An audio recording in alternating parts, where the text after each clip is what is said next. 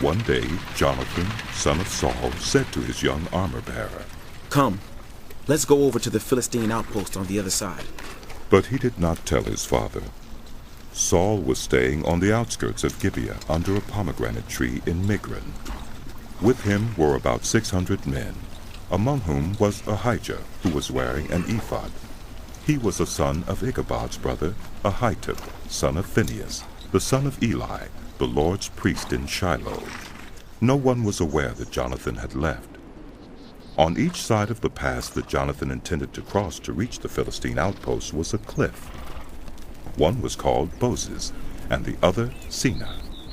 One cliff stood to the north toward Micmash, the other to the south toward Geba. Jonathan said to his young armor-bearer, "Come, let's go over to the outpost of those uncircumcised fellows. Perhaps the Lord will act in our behalf. Nothing can hinder the Lord from saving, whether by many or by few." "Do all that you have in mind," his armor-bearer said. "Go ahead. I am with you, heart and soul." Jonathan said, "Come on then. We will cross over toward them and let them see us. If they say to us, 'Wait there till we come to you,' we will stay where we are and not go up to them. But if they say, 'Come up to us,' we will climb up, because that will be our sign that the Lord has given them into our hands." So both of them showed themselves to the Philistine outpost. "Look," said the Philistines. "the Hebrews are crawling out of the holes they were hiding in."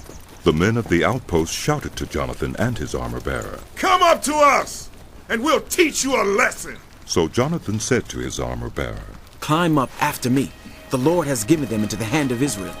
Jonathan climbed up, using his hands and feet, with his armor-bearer right behind him. The Philistines fell before Jonathan, and his armor-bearer followed and killed behind him. In that first attack, Jonathan and his armor-bearer killed some 20 men in an area of about half an acre. Then panic struck the whole army, those in the camp and field, and those in the outposts and raiding parties, and the ground shook. It was a panic sent by God. Saul's lookouts at Gibeah in Benjamin saw the army melting away in all directions. Then Saul said to the men who were with him, "Muster the forces and see who has left us." When they did, it was Jonathan and his armor-bearer who were not there. Saul said to Ahijah, "Bring the ark of God." At that time it was with the Israelites. While Saul was talking to the priest, the tumult in the Philistine camp increased more and more. So Saul said to the priest, "Withdraw your hand." Then Saul and all his men assembled and went to the battle. They found the Philistines in total confusion, striking each other with their swords. Those Hebrews who had previously been with the Philistines and had gone up with them to their camp went over to the Israelites who were with Saul and Jonathan. When all the Israelites who had hidden in the hill country of Ephraim heard that the Philistines were on the run, they joined the battle in hot pursuit. So on that day, the Lord saved Israel, and the battle moved on beyond Beth-aven. Now the Israelites were in distress that day, because Saul had bound the people under an oath, saying, "Cursed be anyone who eats food before evening comes, before I have avenged myself on my enemies." So none of the troops tasted food. The entire army entered the woods, and there was honey on the ground. When they went into the woods, they saw the honey oozing out, yet no one put his hand to his mouth, because they feared the oath. But Jonathan had not heard that his father had bound the people with the oath, so he reached out the end of the staff that was in his hand and dipped it into the honeycomb. He raised his hand to his mouth, and his eyes brightened.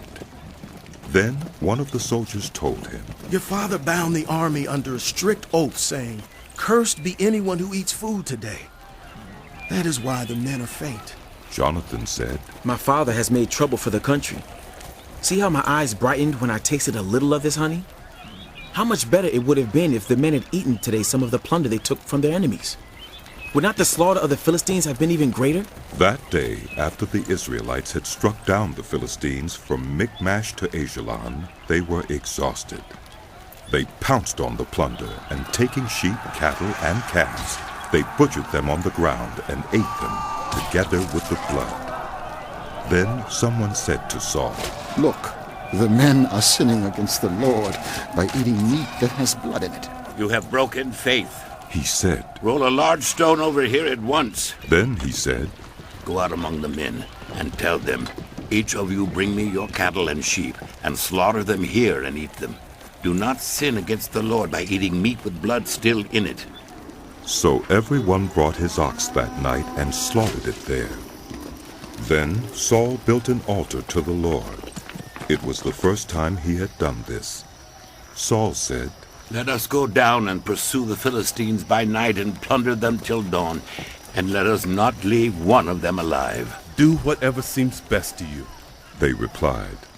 But the priest said, Let us inquire of God here. So Saul asked God, Shall I go down and pursue the Philistines? Will you give them into Israel's hand? But God did not answer him that day. Saul therefore said, Come here, all you who are leaders of the army, and let us find out what sin has been committed today. As surely as the Lord who rescues Israel lives, even if it lies with my son Jonathan, he must die. But not one of them said a word. Saul then said to all the Israelites, You stand over there. I and Jonathan my son will stand over here. Do what seems best to you. They replied. Then Saul prayed to the Lord, the God of Israel. Why have you not answered your servant today? If the fault is in me or my son Jonathan, respond with Urim. But if the men of Israel are at fault, respond with Thummim. Jonathan and Saul were taken by lot, and the men were cleared. Saul said, Cast the lot between me and Jonathan my son. And Jonathan was taken. Then Saul said to Jonathan, Tell me what you have done. So Jonathan told him, I tasted a little honey with the end of my staff, and now I must die. Saul said, May God deal with me, be it ever so severely, if you do not die, Jonathan. But the men said to Saul, Should Jonathan die? He who has brought about this great deliverance in Israel? Never. As surely as the Lord lives, not a hair of his head will fall to the ground, for he did this today with God's help. So the men rescued Jonathan, and he was not put to death. Then Saul stopped pursuing the Philistines, and they withdrew to their own land. After Saul had assumed rule over Israel, he fought against their enemies on every side: Moab, the Ammonites, Edom, the kings of Zobah, and the Philistines. Wherever he turned, he inflicted punishment on them. He fought valiantly and defeated the Amalekites, delivering Israel from the hands of those who had plundered them. Saul's sons were Jonathan, Ichabod, and Malchishua. The name of his older daughter was Merab, and that of the younger was Michal. His wife's name was Ahinoam, daughter of Ahimaaz. The name of the commander of Saul's army was Abner, son of Ner, and Ner was Saul's uncle. Saul's father Kish and Abner's father Ner were sons of Abiel. All the days of Saul there was bitter war with the Philistines, and whenever Saul saw a mighty or brave man, he took him.